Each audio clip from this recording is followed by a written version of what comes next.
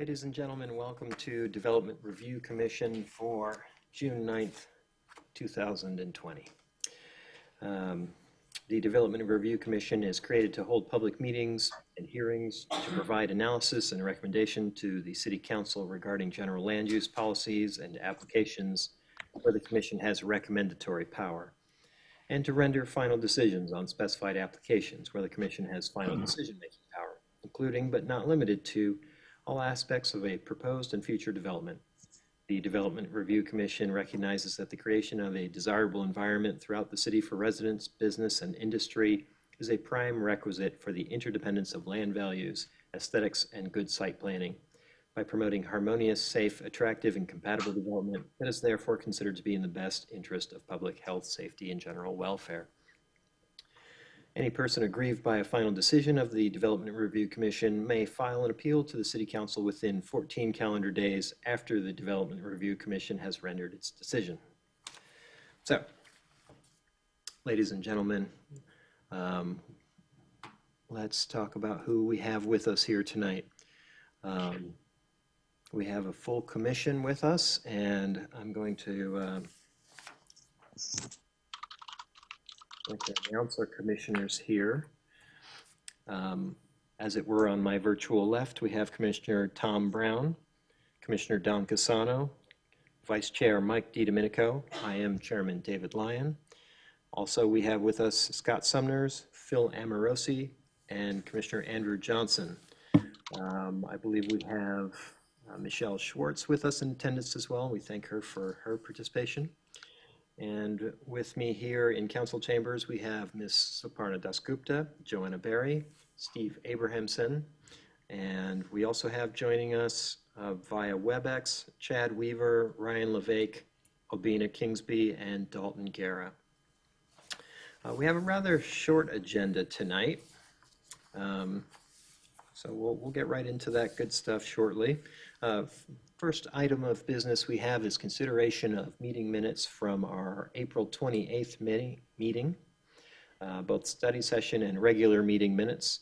We have reviewed those and found no edits to be made. So Commission, can I hear a motion regarding the approval of those meeting minutes, please? Commissioner Casano, please. Mr. Chairman, I would make a motion for approval of the Development Review Commission study session of April 28th, 2020, and the Development Review Commission regular meeting of April 28th, 2020. Okay, beautiful. Do I hear a second, please?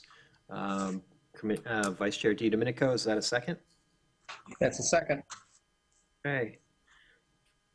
So let's run down the line. Commissioner Brown, how do you vote? Aye. Commissioner Casano? Aye. Vice Chair DiDomenico? Aye. And I vote aye as well. Commissioner Sumners? Aye. Commissioner Amorosi? Aye. And Commissioner Johnson? Aye. Okay, so the motion passes 7-0, and we've approved those meeting minutes. We'll move on now to our consent agenda. Ladies and gentlemen, we have one item which we have elected to place on our consent agenda, and if there is anyone who is joining us by way of internet who would like to have this case heard, we can remove that item from the consent agenda and hear that case. I should also add, while I'm at it, that if you wish to make comment on any case, if you were to go to tempe.gov/planning, I'm told you'll find a button there that you can press, and that'll give you the opportunity to say, well, I would like to speak on such and such case. You can make comment, or we can read your comments into the record if you'd prefer not directly. So having said that, on our consent agenda, we have Velocity Commercial Complex. We intend to approve that item without further discussion unless there's someone who'd like to have that case heard. Do we have any signs of anyone wishing to make comment on that case? Chairman, I do not have any public comments. Okay. All right then, so let's proceed with our consent agenda as is. Can I hear a motion regarding the approval of that consent agenda?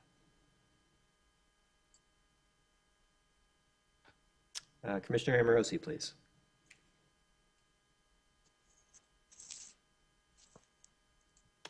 I believe you are muted. I put my hand up and then I didn't do the microphone. Thank you, Chairman Lyon. I make a motion to approve the consent agenda as presented. Okay, thank you. Do I hear a second, please? Commissioner Johnson, are you seconding? Second. All right, thank you. Apologize that that's a little awkward the way I'm reading it. I have a little digital hand in front of me that suggests that they may want to speak, so I'm trying not to presume too much, so I ask if that's what you're doing. All right, so motion to approve from Commissioner Amorosi and seconded from Commissioner Johnson. Commissioner Brown, how do you vote? Aye. Commissioner Casano? Aye. Vice Chair DiDomenico? Aye. I vote aye as well. Commissioner Sumners? Aye. Commissioner Amorosi? Aye. And Commissioner Johnson? Aye. All right, so the motion passes 7-0. And we're just knocking them right down tonight, folks. So this leaves us with one item on our agenda, which is the Hale residence. I am told that Mr. Whitney Hale is joining us by way of internet. Are you there, Mr. Hale?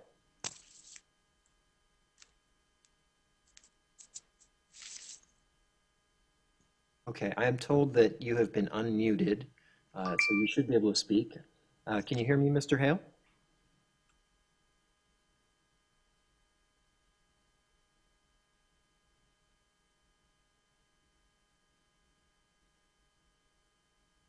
Ah, all right. Ladies and gentlemen, I'm being told that there's an indication he's away from his keyboard. That is the presumption anyway. So perhaps what we'll do is we'll continue on to the staff presentation for this case, and then we will come back to Mr. Hale and let him make his presentation afterwards. He may be available. Mr. Hale, are you there? We'll keep trying. There's always kinks in these meetings, and we kind of roll with the punches, folks.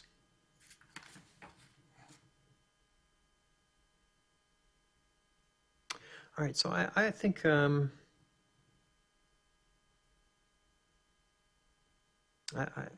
we seeing any signs that he's Mr. Hale, can you hear me, sir? I see your hand up and I see a little mute icon next to you. Now it looks like you're not muted, but we are not hearing you yet. Not sure what the issue is there. Do we need to call him and discuss? Okay, so we're going to do our best to bridge this gap. In the meantime, Mr. Hale, if it's all right, we'll have our city staff do their presentation. Yeah? All right, I'm being told that we'll do the phone call instead. So let's sit tight.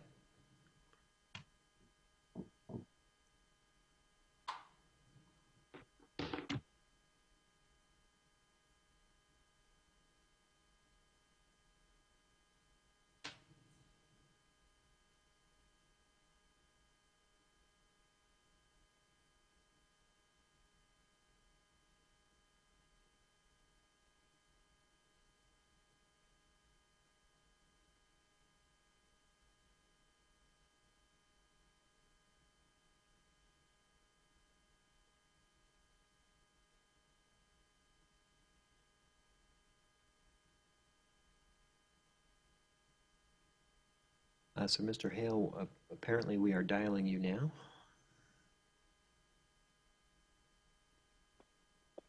Can you?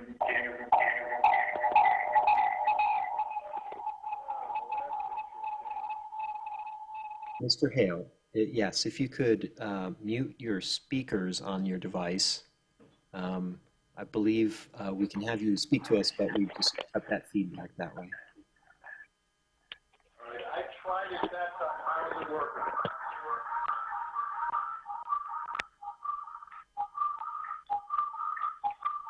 I'm being told you can only have one speaker producing sound at a time, or else we'll get that feedback sound.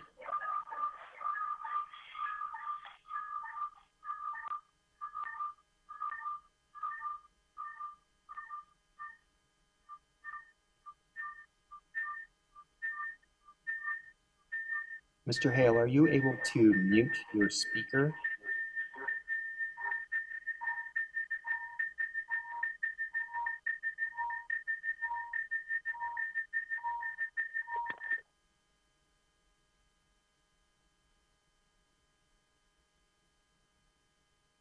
Ah, okay. Well, so we have. Probably was his computer's. Okay. I don't know if you're able to hear me now, Mr. Hale, but the suggestion is being put forth that if your computer speaker was broadcasting sound and that sound was then being picked up by your microphone, that creates that loop of the sound echoing over and over. So what we need to do, I believe, is have your microphone working on your computer, but the speaker turned off on the computer. And then perhaps if we had you on phone so that you can hear us, is that the way we want to do that? Okay, so we're going to try calling you back and see if we can reestablish that.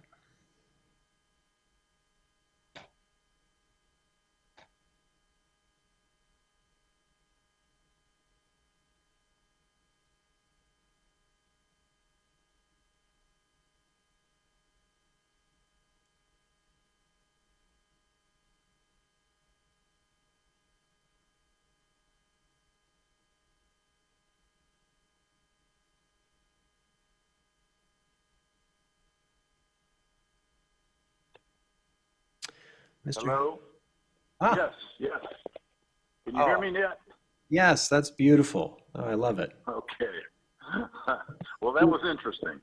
Right, yeah, we went through that one though. Glad to have you with us. All right, well, thank you. So, Mr. Hale, traditionally, we like to give our applicants an opportunity to make their presentation first and frame the issue as they wish, and followed by the city staff presentation. Are you prepared to do your presentation? Sure, I'll go first. I believe I have a PowerPoint presentation. I don't know whether we're going to have any difficulties with that or not, but I was told that it was received. I believe that's what I'm seeing on my screen now. Is that correct? Okay, yes, that's great, great. Okay. Then I only have one thing to view here, and let me enlarge my screen a little bit. Okay, so I'd like to start by apologizing if any of my response or tone appears to be too aggressive. I'm very upset and disappointed about the planning department's professional review of this application. I don't think it is in the best interest of any or all of the citizens of Tempe. At best, it is flawed. At worst, it is retaliation for something I did, whatever that may have been. This is the way it feels to me to have to defend myself and application. I fully expected this to be on the consent agenda because it is a good thing. You could go to, oh, it looks like I can change it. Very good. So I want to make it very clear that this is my residence and I will be living there. It is not acceptable for the municipal department to speculate, suppose, or assume a property owner's use of a legal or proposed building, and it is not acceptable to accuse an individual of breaking any law without proof and, more importantly, before it has occurred. This is exactly what the planning department is doing to me. So the property facts, this is an R4 zoning. It has been in place as long as I've owned that piece of property, which is 25 years, and I believe it was instituted in the 70s or early 80s. It is indicative of higher density. It is designed to allow single-family and multifamily residences to be compatible. This zoning allows multiple stories, up to 40 feet building height. These are the facts. The planning department has noted the following 5 concerns: the number of entrances, the number of bathrooms, the number of kitchens. The first 3 are their speculative cause for concern about the following 2: amount of landscaping and amount of parking. Okay, so the definition of speculate is up there. I just find it reprehensible that I must defend myself against this charge or theory based on insufficient evidence, supposition, speculation, or assumption. This is not the purpose of the planning department. Our laws and ordinance are based on understanding the definition of words, not suppositions, speculation, or assumptions. We don't assume anyone is guilty of breaking the law without any proof, and we certainly don't accuse them of it prior, both of which the planning department has already done to me in this case.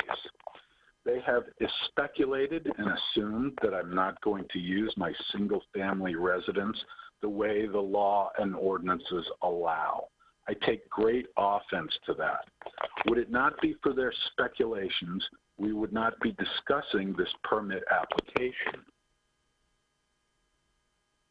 I fully understand that there may be times when the planning department might speculate about the impact of a particular use regarding its impact on municipal resources, but there is never a time that they should be allowed to speculate about the legitimacy of an owner's application. They are insinuating that I am lying about my application. It is insulting. The planning department has not communicated with me at all. We did have a brief conference about why I wanted so many bathrooms in my house. I asked if there was any building code or zoning ordinance against that. I was told there was not, and there is not now that I know of anyway. There should be no further accusation or speculation that I plan to use my residence in any other way than what I have applied for. There is nothing illegal about anything I want to do here.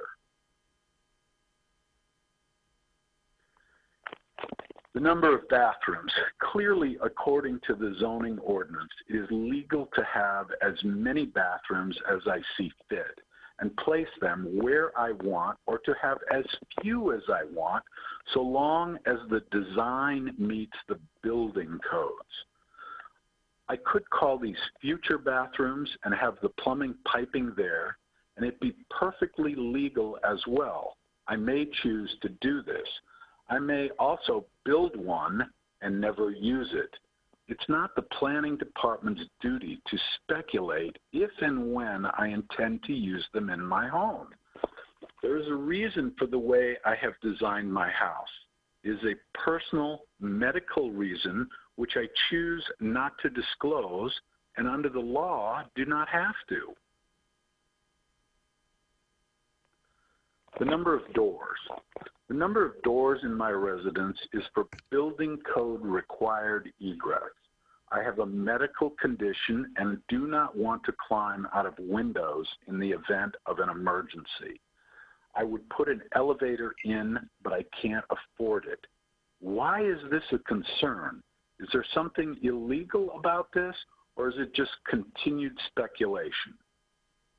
The number of kitchens. The Tempe zoning code defines kitchen means as an enclosed place equipped with cooking facilities. Generally, kitchens and cooking facilities are defined by ranges and ovens. Otherwise, all counters having sinks and refrigerators would be considered kitchens. I have only one room with a range and an oven in it. There is only one kitchen in this residence. There are certainly other homes in Tempe in considerably less dense zoning that have large kitchens with 2 sinks, a refrigerator, a freezer, and 2 ovens and/or ranges. This is my personal choice based on the size and needs of my family. A kitchen is defined by Tempe zoning ordinance as containing cooking facilities. A counter with a sink and a small beer refrigerator are not cooking facilities and are legal under any code or ordinance I know of. Many office buildings have counters with sinks and refrigerators. These are defined as break rooms. I would not be surprised if City Hall has several. I would not be surprised if the planning department has one that they use.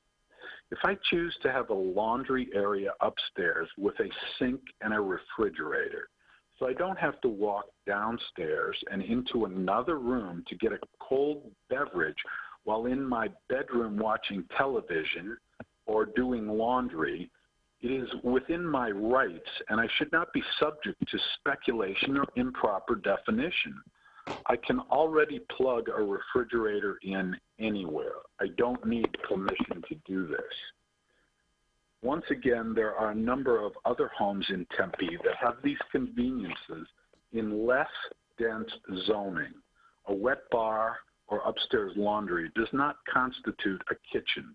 The orientation of other rooms and features are based on my design, needs, and interests.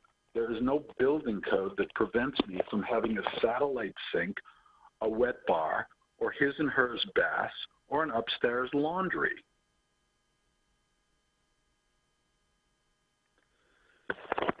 The landscaping facts. Simply put, there will be more landscaping if this permit is approved. There will be more landscaping closer to the street overall as well. I like landscaping.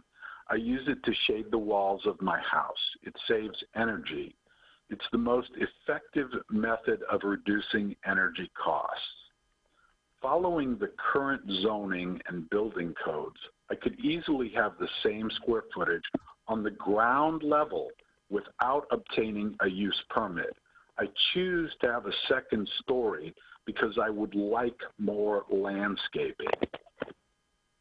I find it professionally questionable that the planning and zoning staff would think that more concrete and more lot coverage is preferable to landscaping and choose to suggest less landscaping by positioning against the approval of my permit. If my use permit is denied, I have no other choice except to build a single story. It really doesn't make any reasonable, logical sense to me. Obviously, the department didn't think it through.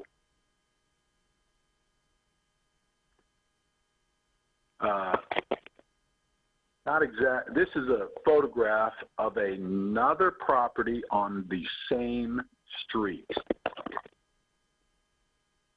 You can see that there's very little landscaping in the corner and it's a whole lot of concrete. I don't know when this property was built.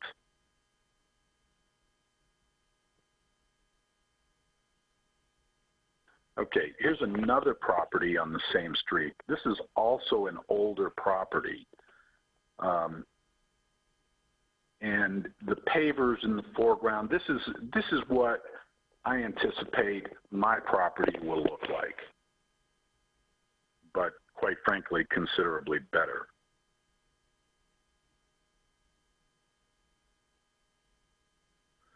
Additionally, it would be unfair to allow the owners of the vacant property on either side of me to build more than a single story.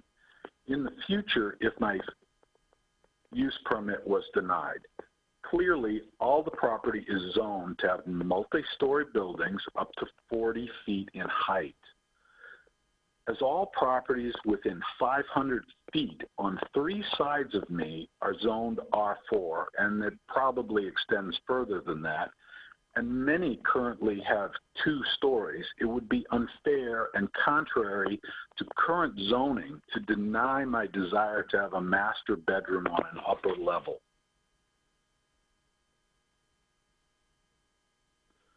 Parking facts.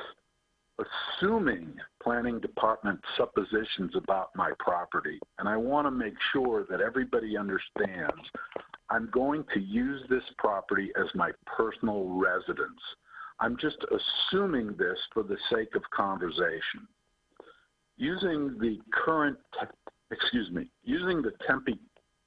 current Tempe zoning ordinance, minimum parking standards on lot 50 feet wide.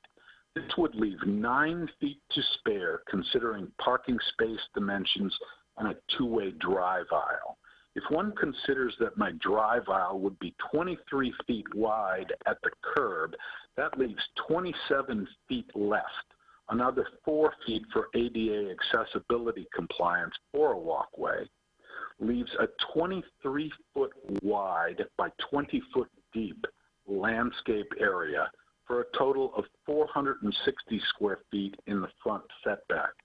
This would be less than what is currently existing under the approved plan, which is 480 square feet with the same ADA accessible walkway.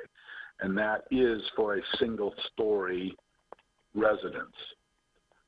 There is more landscaping under the current approved single-family plan. Okay, so this is parking on my street. And this is, I'm going to say a half a block to the east.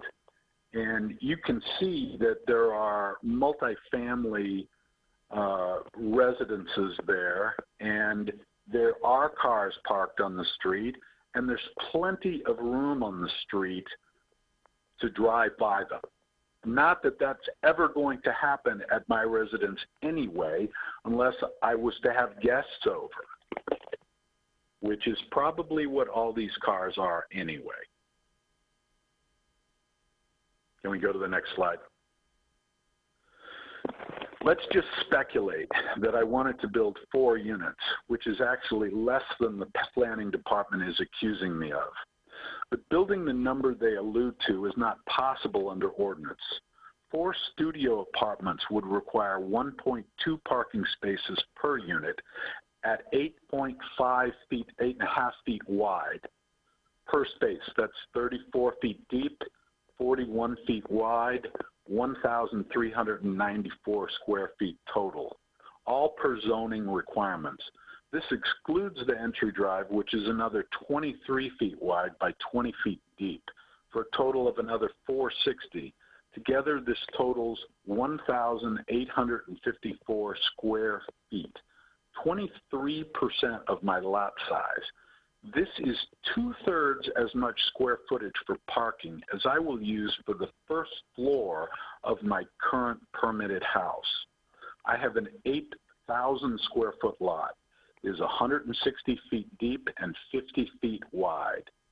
Calculating the building setback requirements for the zoning, this equals 10 feet on each side and 20 feet in the back. Since my buildable zone has already been moved 54 feet back from the front property line and street, I'm left with 106 linear feet to the rear property line.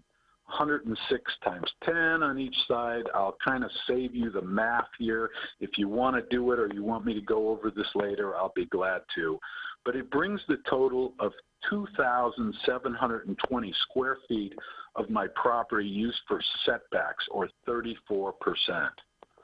Finally, I'm left with a buildable area of 30 by 86 feet, a total of 2,580 square footprint. This gives me the ability to build a rectangle straight up 40 feet tall with a parking lot in front, having 4.5 feet of landscaping on each side and 20 feet by 20 feet square landscaping in the front corner. I really don't think that that's good urban design planning for the neighborhood or for the city of Tempe. We can go to the next slide now.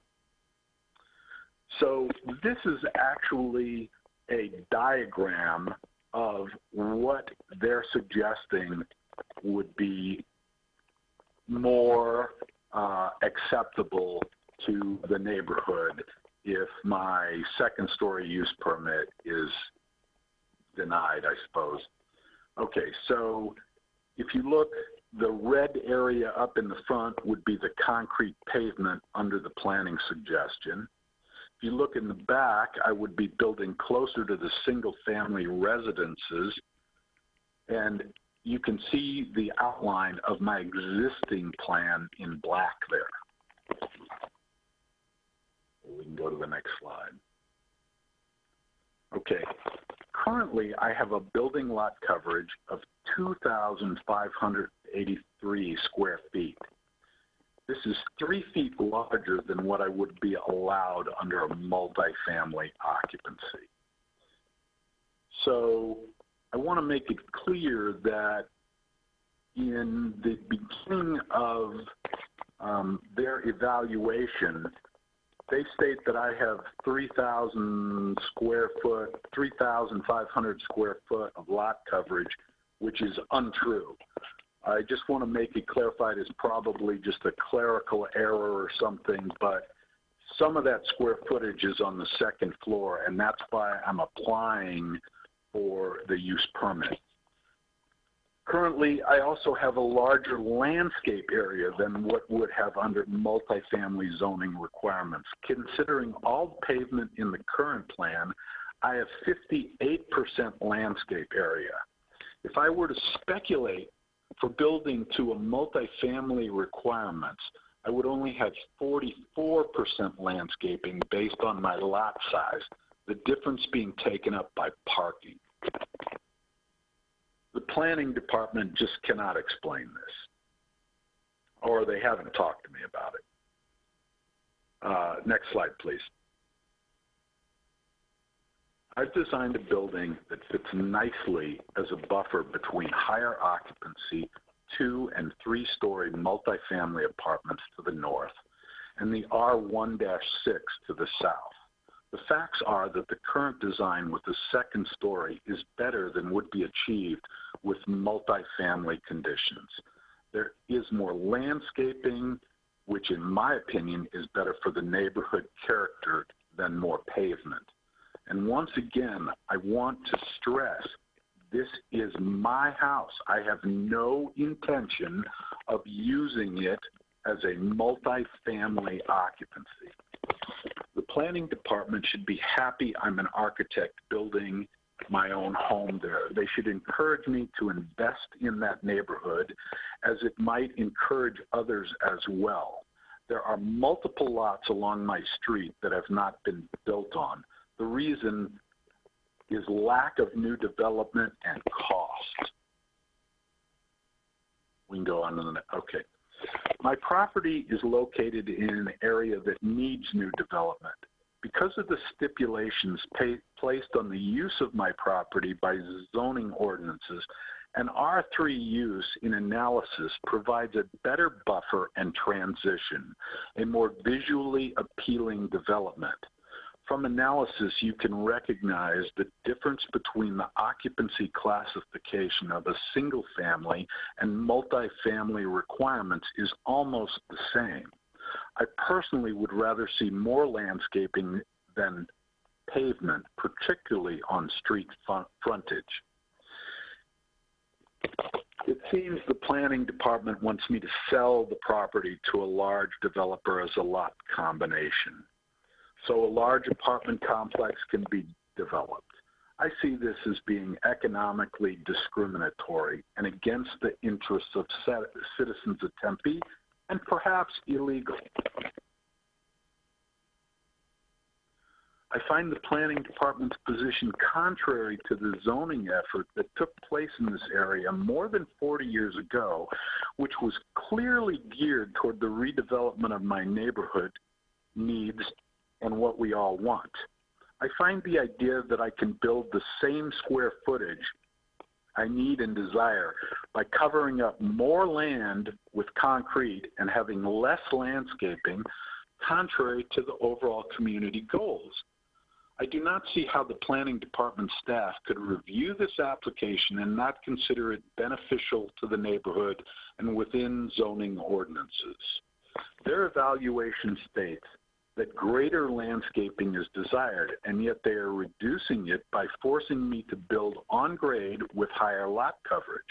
They're forcing me to build closer to the neighbors to the south. The current design with a second story gives the building a greater setback than is required otherwise. If I was a neighbor to the rear, I would be happy about that. Parking. The planning department's evaluation states that they desire more parking, but they request the removal of an existing curb cut and consequential parking space. I would be forced to use tandem parking layout with risk to moving multiple cars in and out of a traffic path backwards, at least one way. This would also require more movement of vehicles on the street. What benefit to the neighborhood would be provided by requiring a tandem parking condition? It might even make it more convenient to park on the street. Isn't this contrary to what the stated goal or concern was? Shuffling cars in and out, how does that solve or address any of the issues that planning has? I think it would make the neighborhood street more unsafe. It doesn't address the number of parking spaces, which remains the same. It makes it more difficult to get in and out of the driveway and frankly decreases the property value. I see this as bad for the neighborhood. Using this logic, I could put 2 more parking spaces to the south of those already existing per plan, bringing the total to 1 shy of zoning requirements for allowable multifamily units available on this property of this size legally. Would they agree to that? If not, why would they suggest the drive be taken out in the first place? Furthermore, because of the size of my lot, there is no way to legally turn emergency or refuse vehicles around on it under multifamily use requirements, which are part of the zoning ordinance. They're misreading definitions with the zoning ordinance and speculating about the use of counters and sinks. I currently invested over $300,000 in my retirement money and loans for this project. That is a tremendous amount of money when it's yours as an individual. I don't have insurance companies, large corporations, or state schools funding me to build underground garages. The requested stipulations are based on flawed logic and not beneficial to the neighborhood or greater community.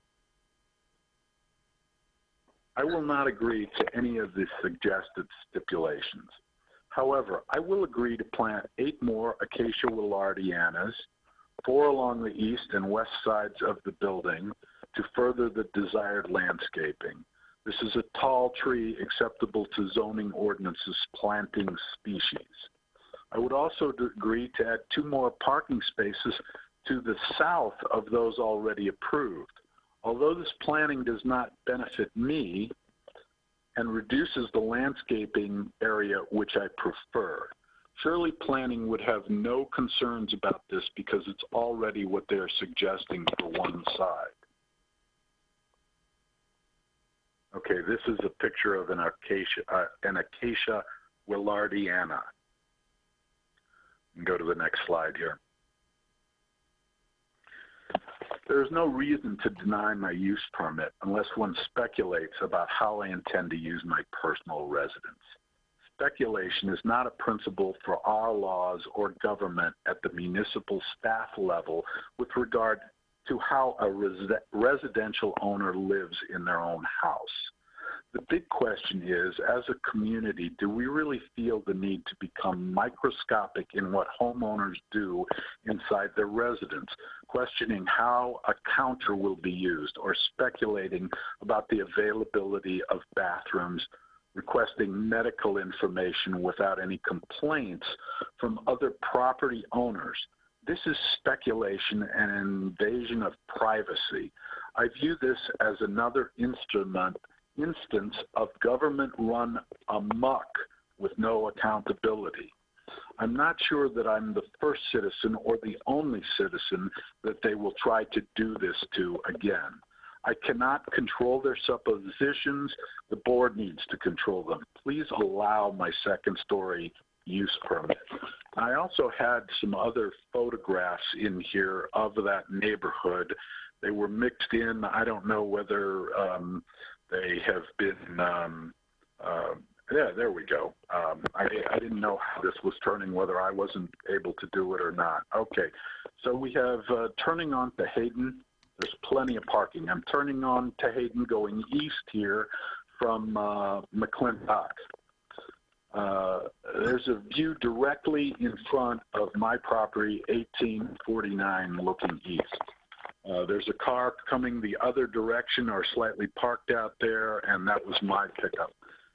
This is the actual height of my residence, and this is taken from the lot next door to mine, looking southeast. And as you can see, there's graffiti already taking place on the empty lot next door to me, to mine. You know, by developing a new property in there, you can see that it's not particularly tall. It's not, certainly not 40 feet. It is 22 feet. And there's only a bedroom on the second floor. It's currently under construction. I went ahead and built this, even though I knew at the time that I needed a use permit. I never expected this kind of pushback. I really didn't. I just can't believe it. We can go to another. I think there are some more slides here.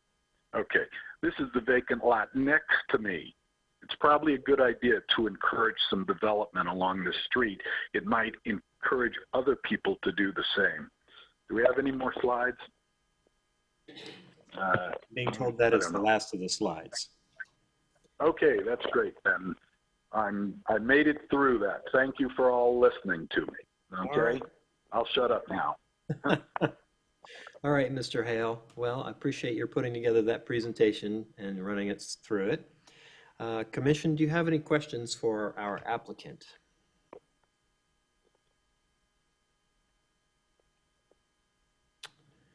All right, I'm not seeing any questions from anyone else as yet, but if you don't mind, Mr. Hale, I'd like to ask you a couple of questions. Okay. And I will preface my questions with a couple of thoughts. While I appreciate your right to privacy and respect that, I believe in architects working hand in hand with municipalities and authorities having jurisdiction for certain reasons. I believe in building codes, which are designed to make sure that our buildings will be safe and that people can egress properly and all such safety matters. I also believe in planning, which the intent of which is to help prevent problems from developing in the city, that we don't end up with odd-shaped properties that can't be developed and so forth and so on. And the process is certainly not perfect, but I believe that working together, we can often get to best results. So I guess what I'm getting to here is I'm not especially interested in prying into whatever medical conditions you may have or how you choose to live, architecturally speaking. But we have to consider this building actually as if you weren't in the picture. The projects that come before us often end up changing hands after they're constructed, whether a person sells the property or moves on for some other reason or God forbid passes away. Sometimes these properties change hands. And we really need to consider these as part of a continuing fabric of the city. And so we look at these things and say, well, how is this going to be used in the future? And is it being put together in a way that works with that?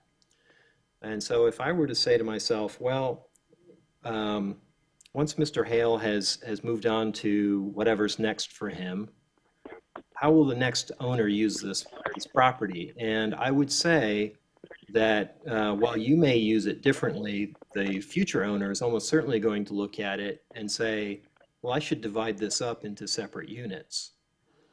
And it's certainly possible to have multifamily housing on that street. But under that circumstance, to my mind, we ought to make sure that we've planned such that that will work out well. And that's why we have those standards regarding landscape and parking and so forth and on and on and on. So I guess my question would be, why would you not consider going through the process and saying, look, I understand that the way I intend to use this is a little unconventional, but I understand that you'll see it differently. So what if I go through the more stringent multi-use process and make sure that this thing will be satisfactory down the line? Well, I would respond to that by saying I did that in the very beginning of my application, and I quite honestly, no one has ever communicated with me about anything that goes on there. You know, why are you building a single-family residence in here?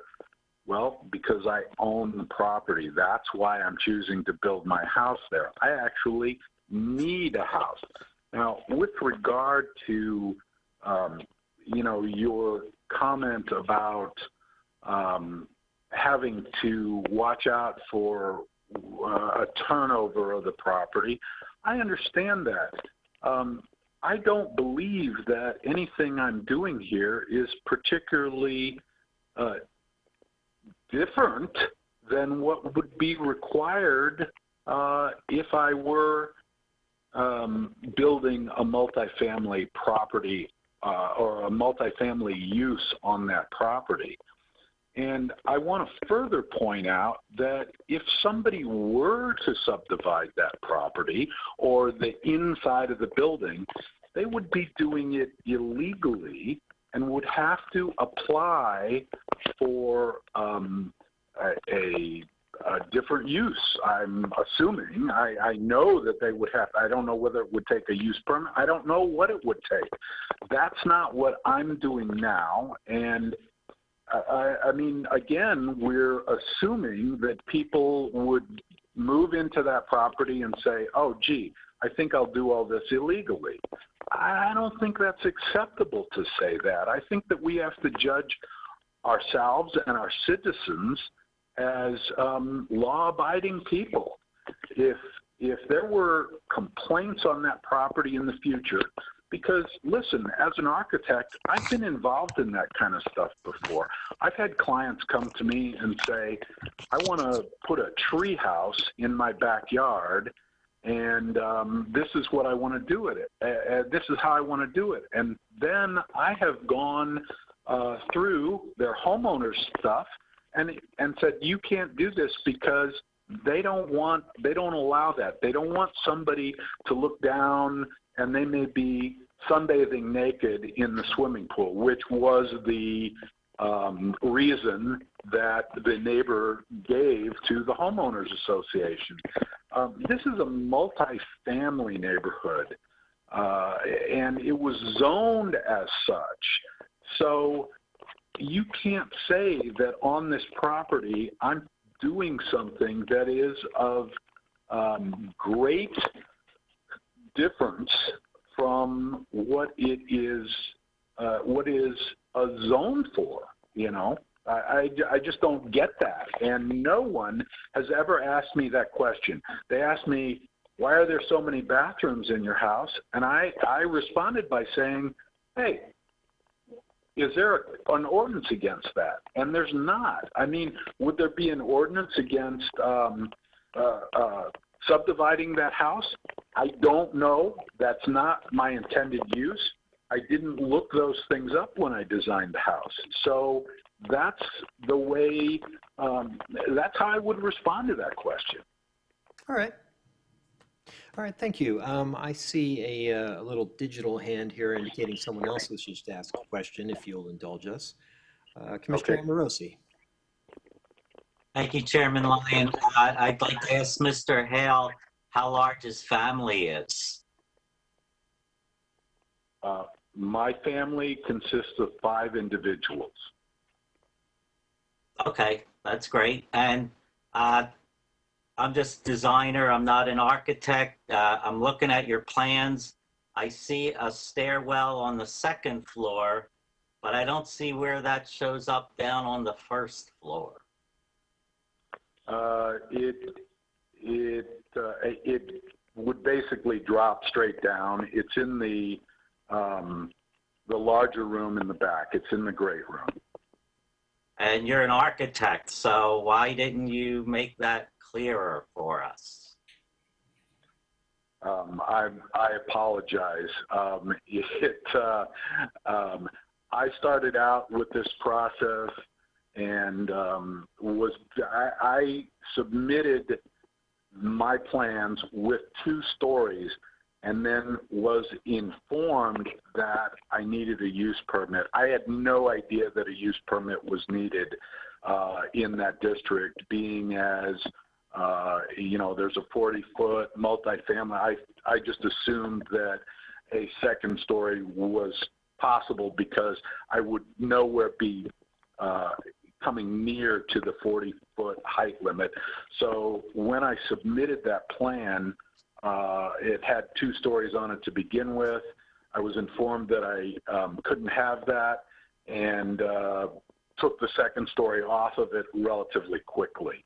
I don't know that there was you're asking me something that's kind of a drafting error on my part, I would have to say. I don't know whether there was ever a stair shown on the first floor. I imagine that there was, but it just wasn't added in this documentation. One other question. I've taken drafting classes and architecture classes and wanted to be an architect. And I'm looking at your second story there, and if people want to have a large bathroom, that's fine, but they usually put them together. They don't put them on opposite sides of the wall. To me, that seems like it's an invitation for somebody to put a stud wall right between it and turn it into 2 small rooms. Well, I certainly can't deny that that's what someone might think. They really couldn't do that without a building permit. And that's not what I'm going to do. And I want to have his and her bathrooms separated. Thank you. All right. Yeah, and you're lucky you didn't become an architect. I was thinking the same thing. Commissioner Brown, do you have a question? Yes, Mr. Hale, you mentioned that you had planned for 2 stories, and then in the permit process, you were told a use permit would be required. That's correct. So you deleted the second floor and you obtained a permit, correct? Yes. Then, am I correct, you started to build the second floor? Yes, I did start to build the second floor. Oh, because a moment ago you said people wouldn't do things that are against code without getting a permit, such as subdividing a single family. Well, listen, I can't deny that. I just had no idea that I was going to get. I just thought that this was going to be a slam dunk. I'm sorry. I thought I was going to get approval through planning. I thought that they would go ahead and do that. And you know what? If I don't get approved, I'm going to have to tear it down, right? So that's my response to that. I guess I'm seeing a case where you didn't think the codes applied to you? Oh, no, that's not it at all. I live by the codes. I live by the codes and I live by the definitions. That's what I do for a living. And I have to follow codes all the time. It's on this particular property. And quite frankly, I would never do this if I had a client other than myself.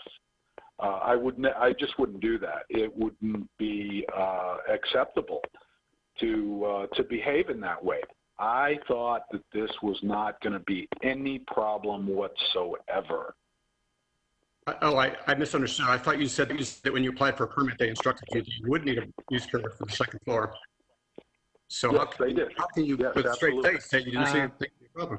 If I may, I think we've kind of established the rough pattern of what happened in the history there. And I would suggest that we might be careful not to, well, You're right. argue this one too much. I think You're we right. basically. I'll take down my hand. I think I've answered asked my questions. Thank you, Chairman Lyon.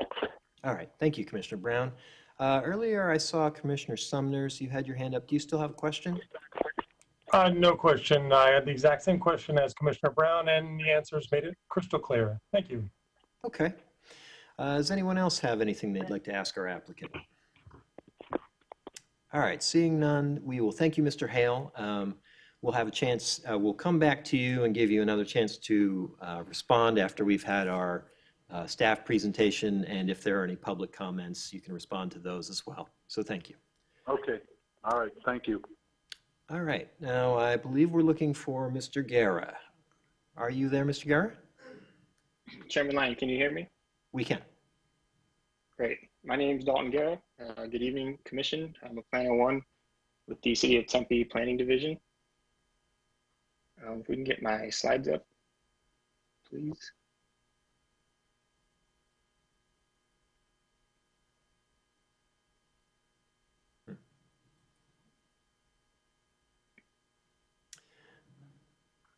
So this request is for a use permit to allow a second story for a single-story, single-family residence within the R4 zoning district. I would like to take this moment just to, oh, sorry, can we go back one? Just want to very briefly, I know we've covered it, go over the history. In 2017, there was a two-story house proposed building permit submitted to the Building Safety Division for 2 stories, like I said, and the applicant was informed in the plan review process that a use permit was required. And then in the second submittal, the second story was removed from the plans. And so then in 2018, a building permit was issued for a 1-story single family home. And then in April of 2020, a use permit was applied for a second story addition, you could call it, or a second story to the existing single family home. And then in May of 2020, a stop work order was issued from the Building Safety Division as construction was being conducted on site without a permit. I also want to quickly clarify a couple of items that Mr. Hale mentioned. Staff did meet with him at one point before this hearing, and staff inquired about the intent of the design, just a couple of basic questions, but Mr. Hale did not want to discuss the intent of the design. Staff never inquired about the applicant's medical condition during that meeting, nor any time prior to this hearing. Staff also does not review landscaping for single family uses, so we did not discuss any landscaping changes or any modifications to the building footprint. Also, I wanted to touch on the tandem parking discussion. Because it's a single family use, tandem parking is permitted. And in fact, tandem parking was proposed in the design. If it were a multifamily use, tandem parking would require a use permit. And we can move on to the next slide. I wanted to quickly go over the use permit approval criteria. Number 1 being in regards to the traffic. The proposed design creates a potential for increased traffic because there are only 2 on-site parking spaces being provided, whereas the proposed design has 6, well, there's actually 7 bathrooms proposed in the floor plans, but there are 6 bedrooms with full bathrooms. So that's a bit of a typo there, and also 4 kitchen areas proposed in the residence, all with only 2 on-site parking spaces. Number 2 is a nuisance arising from the emission of odor, dust and gas, etc. The second story addition is not expected to create a nuisance exceeding the ambient conditions. Number 3, contribution to the deterioration of the neighborhood or to the downgrading of property values. The proposed floor plans raise a concern that this property will not function as a single family home. If the development functions as a multifamily use, the project would not meet the parking, landscaping, and lighting requirements that a normal multifamily project would have to meet. Number 4, compatibility with existing surrounding structures and uses. A single-family use with the intensification of the number of bedrooms, bathrooms, and kitchens could exceed the normal amount of occupancy found in a typical single-family property. Nearby properties with multifamily standards are able to accommodate these uses. Therefore, the site would not be compatible with the surrounding sites that have been developed as a multifamily project. And lastly, the adequate control of disruptive behavior, both inside and outside the premise. The addition of a second story could result in a nuisance to the surrounding areas as a result of the potential occupancy intensification of the site, as well as the inadequate parking and the size of the open deck. Here we have the site plan, the proposed site plan. You can see on the north is to the right-hand side. So on the west side of the property, you can faintly see the 2 gray boxes, which are the proposed parking spaces, which are in a tandem fashion. And as I mentioned, that does not require a use permit because it's a single family use. Next slide, please. Here's the floor plan. You can see there are 5 bathrooms on the first floor plan, which is on the left, and then the 2 bathrooms that we discussed earlier on the second floor for a total of 7 bathrooms. Next slide, please. Here's the proposed elevations. Next slide, please. There was no neighborhood meeting required for this project, and staff did receive 1 letter of support, which was included in the report with the attachments. Staff's recommendation is denial based on the use permit criteria I discussed earlier, along with staff's analysis.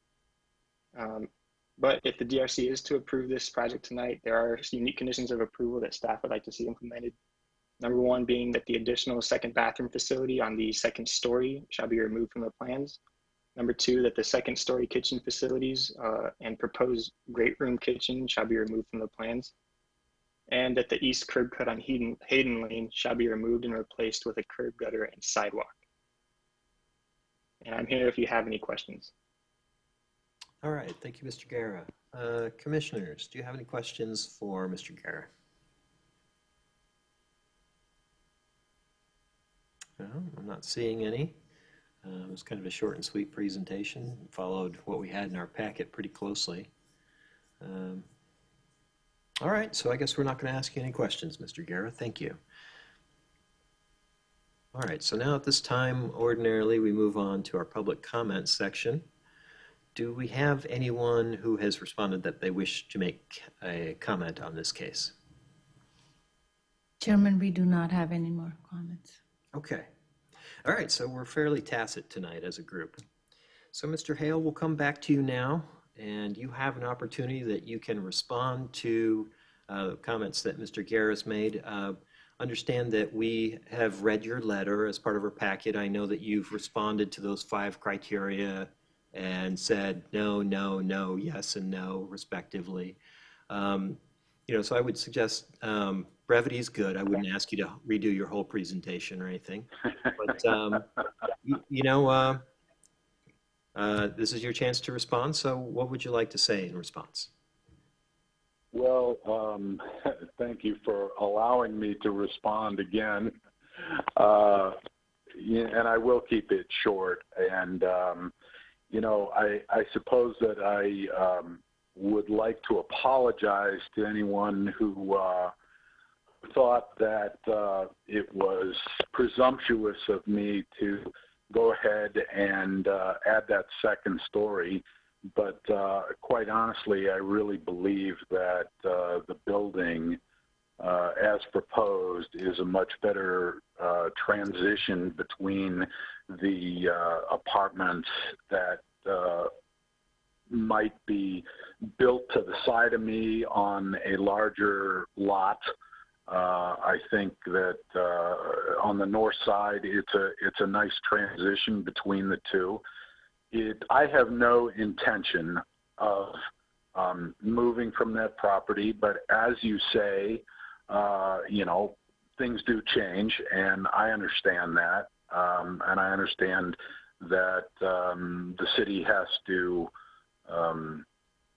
question that and that use, etc. The only other thing that I'd like to point out is that you know, I don't see that there's a great deal of changes. I mean, you're talking about adding another space or two and covering everything. It just doesn't seem to make sense to me. I'm sorry. And I'm just not going to be convinced otherwise. I think that y'all have to search your own design ideas and what you think might happen to that property and whether or not it's going to create a higher usage than what was intended for that street or anywhere. The tandem parking that is shown on that plan, I'm quite frankly, I'm not sure how that got there. That's probably an old plan that I just grabbed to make this presentation. I intend on parking in using both those curb cuts that are existing there. And should I need to pull forward because my son is home from the military, then maybe that's what I'll do. I don't like the idea of tandem parking. And with that, I'll just conclude. I hope that you find in my favor and that you can see that I'm trying to create a nice development that is a transition from a three-story building. Okay? Thank you for your time. Yeah, thank you, Mr. Hale. Commissioner Amorosi, I see your hand, but I'd like to jump in first, if you don't mind, if that's not too presumptuous on my part. So I guess I'd just like to make a comment here, which is I kind of agree that I don't think what you're doing is so very far from something that could be approved. And, you know, I appreciate you've got a lot of money and effort into this and being in a position where, oh, shoot, you've given me a stop here. That's awkward. And I could understand why that would be frustrating. And if you're a relatively private person and don't want to discuss exactly how you plan to live in a space, I could see that that would be all right. But I think that there is a path where with collaboration, that building could be reworked a little bit such that if for some reason it ever changed hands, that it works out perfectly well, no matter what the next owner intends to do with it. Some of the processes are, well, it's just a little different if you came at it as a multifamily, for instance. I'm not sure exactly how the process would be different, but I think that there is a possible route forward, and if you work with staff, that may be something that can be accomplished should this commission decide not to approve your case tonight. So now I'm going to get to those hands, now that I've shot off my big fat mouth. Commissioner Amorosi, please. Thank you, Chairman Lyon. I have a question, another question for Mr. Hale. Since this is your personal residence, wouldn't you, I'm surprised I don't see a garage, and maybe consulting with your family about how you're going to live there. Not one of the other 5 members wanted a garage to protect their vehicles more in a multi-family area. Could you address why nobody wants a garage? Well, that, boy, I would really have to think about that. I guess I could say I don't like garages in the front of my property, and that's really where they'd have to be. I use my vehicle constantly. I don't park in a garage now, and I didn't really think about that. I don't. If it was ever converted into a multi-family property based on someone else owning the building, I don't know that they would want one. I don't know. I can't really answer that. I just have no need for one. None of your family members do either. Honestly, I've never asked them. Wow. I just, you know, Wow. I'm sorry. I Maybe. wouldn't go along with that, let me tell you. You know, a lot of it, frankly, a lot of it has to do with cost. I need the square foot, the livable space. I would point out too that there are no hallways in this property, you know, and some people might find that unusual. So there was a reason that I did that. It has to do with energy costs. So. All right. Is that sufficient, Commissioner Amorosi? Thank you. Okay. So I want to go now to Mr. Abramson. He wanted to chime in here and give us some direction. Mr. Abramson. Thank you, Chairman Lyon, members of the commission. I don't have any direction to give, but I want to, and I'd be remiss if I didn't bring this up. We have Dino Accardo of the Building Safety Division attending this meeting tonight. So if you have any questions with regard to their concerns about this project, he's available for questions to be, or he's available to answer those questions. All right. So that's fair. Thank you. You're welcome. Well, since he's here, why don't I go ahead and ask the questions? Or maybe I'll make it simple and make it a single question. Mr. Accardo, would you be willing to, in brief, share any concerns that you have regarding this project? Yes, I am Dino Accardo. I'm the Plan Review Manager and Acting Building Official for the Building Safety, which is part of Community Development. The concerns that we would have right now is regarding the stop work order that was issued for the property on May 27th. The second floor was erected on what was originally approved as a single family, one-story residence. Structurally, there could be some impacts there for this residence, so we do have some concerns, and we are waiting these proceedings to then start to move forward in our process, if depending on what the results are of these proceedings. But right now, there is a stop work order on the property. So as far as concerns are, that would be where we're at currently. Understood. Certainly that would need to be resolved in a satisfactory manner. Commission, does anyone have any questions they wish to ask Mr. Accardo past that? Yes, sir. Sumners. Commissioner Sumners, please. Thank you, Mr. Accardo. Just an observation. It's great when we see people investing in their properties and making a difference and investing in Tempe. That's fantastic. However, recently we've seen a little increase in the number of people who don't want to follow the rules, don't think they have to follow the rules, and are just going to build whatever they want, regardless what code says. And I know we have some kind of ordinance that allows us to charge double the fees.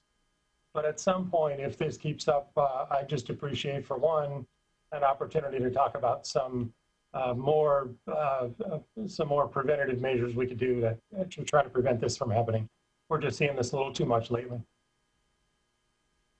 All right, well, there may be some side conversation that goes along with that. I don't have much more by way of comment regarding that. All right, so I don't think we have any more questions for you, Mr. Hale. Anyone else? All right, seeing none. So we'll thank you, Mr. Hale. We appreciate your time, and we'll now deliberate and try to come to some sort of conclusion on the case. Commission, what are your thoughts regarding this case? Commissioner Sumners. Sorry, I was just on. Thank you, Mr. Chairman. We hear so much about parking when cases come to this body, and specifically we hear from neighborhoods about challenges with on-street parking and the problems that it creates. And I understand how Mr. Hale intends to use the residence, but I can't just ignore the fact that this could so easily be converted to a multifamily and have 10 or 15 people living there and 10 cars on the street. And I can't support a project that just pushes that problem out to the neighborhood and says, you guys got to solve it. You got to solve your own parking problems on your site. And for that reason, this, in my mind, fails the first test of the use permit, and I can't support it. Thanks.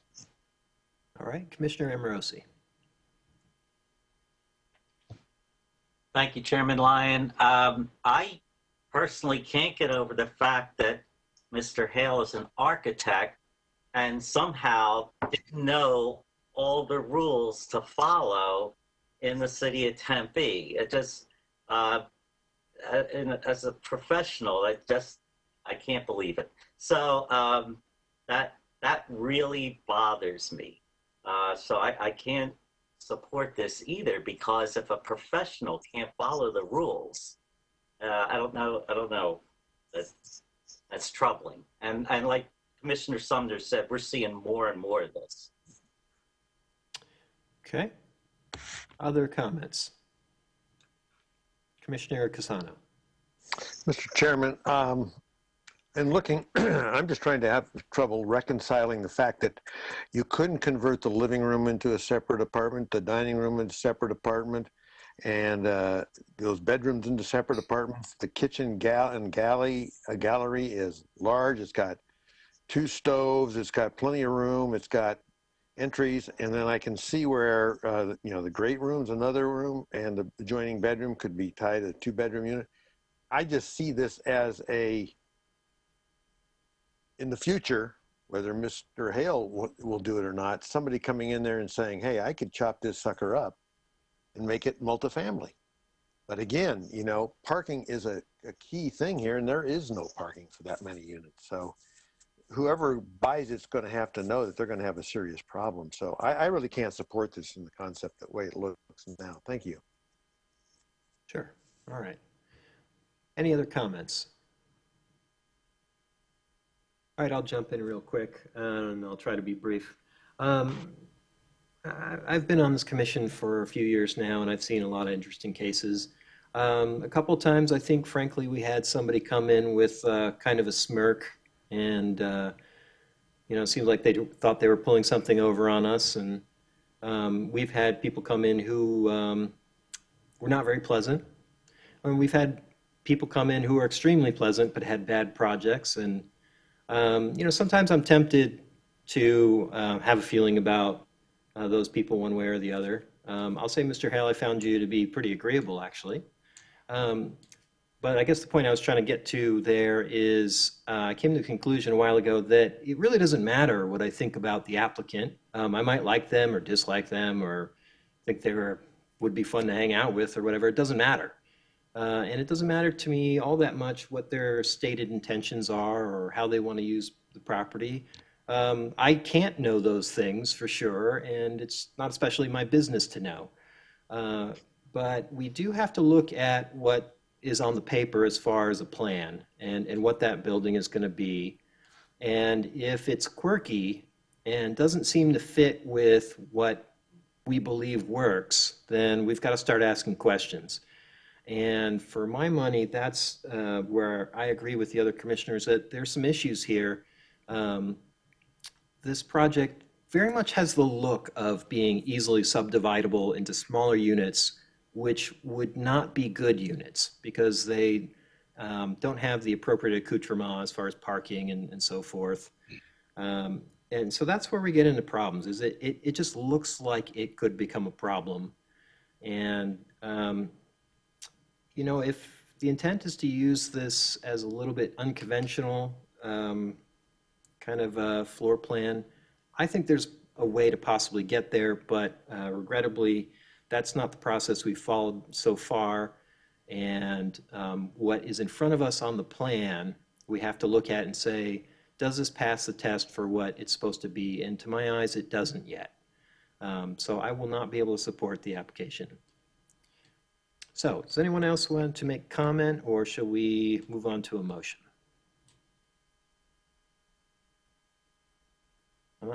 Not very talkative tonight, fellas, so should we have a motion then?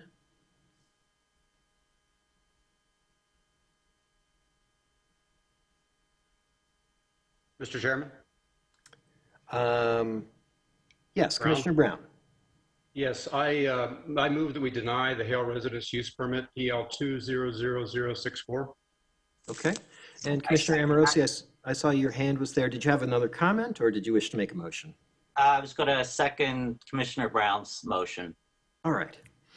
All right, so motion to deny the application from Commissioner Brown and seconded, sorry, I'm catching up on my notes here, seconded by Commissioner Amorosi. So let's go down the line and take votes. Commissioner Brown, how do you vote? Aye. And sorry, just a quick note of clarification. Aye is for denial. If the motion passes, this will have the effect of denying the application. Yes. Aye for denial. Okay, Commissioner Brown, you're saying you vote aye? Aye for denial. All right. Commissioner Casano? Aye, aye for denial. Vice Chair DiDomenico?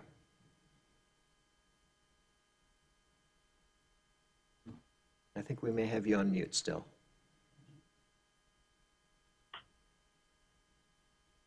Aye. Okay, I heard an aye there. I think that was Vice Chair DiDomenico. I also vote aye. Commissioner Sumners, how do you vote? Aye. Commissioner Amorosi? Aye. And Commissioner Johnson? Aye. Okay, so the motion passes 7-0. So, Mr. Hale, I would advise that you may still have a couple of means where you can get where you want to go. I would have a frank discussion with city staff and see what you guys can figure out. They will advise you as to options that you have. All right, so having said that, that was our last item of business on the agenda. I'd like to say I'm aware that there may be some terms for commissioners that are coming to a close here soon. I'm not sure who has discussed their terms or knows if they're reinstated or whatnot. I don't know all the details. I'm just aware that there is a junction in time that we're arriving at. And I'd like to express that I've really appreciated a great deal serving with all of our many commissioners. And if there are any that are moving on, I hope that you'll stay in touch, and we look forward to seeing more of you. So with that, ladies and gentlemen, let me ask, do we have, Ms. Dasgupta, do you want to give us any updates on future applications and meetings? Chairman, we do not have at this time, but we'll send a notification at once meeting. Appreciate it. So, ladies and gentlemen, we are adjourned. Thank you. Thank you all. Have a good June. Thank you.